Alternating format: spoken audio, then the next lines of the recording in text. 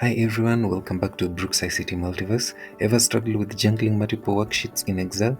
Today I'm going to simplify your life by showing you how to combine all that data into one clean sheet. For example, right now I've got all these users from different cities. I'm going to use a small data set of 10 users each to create something like this. This is the combined data, and the fun bit of it is that we're going to use Power Query. Well, let's get it on.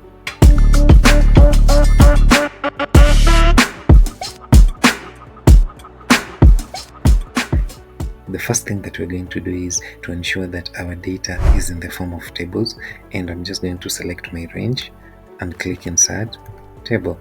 Click OK. I could simply press Ctrl T and do that for the second sheet, and then for the third sheet repeat the same, and now all my data is in the form of table. The second step is to load the Power Query editor by clicking data, and then we have options from other sources, but we're interested in getting data from our table or range.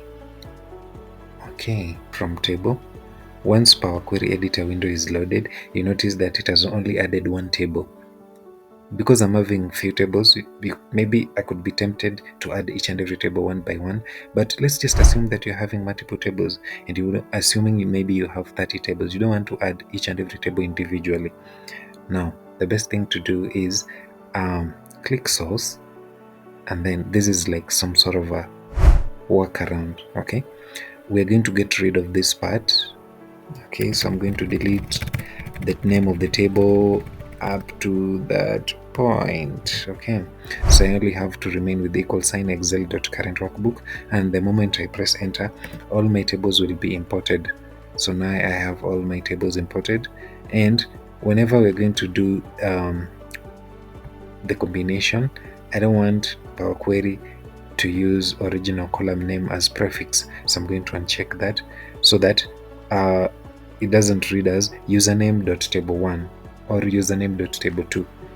I wouldn't want to, so I'll just uncheck that and click OK.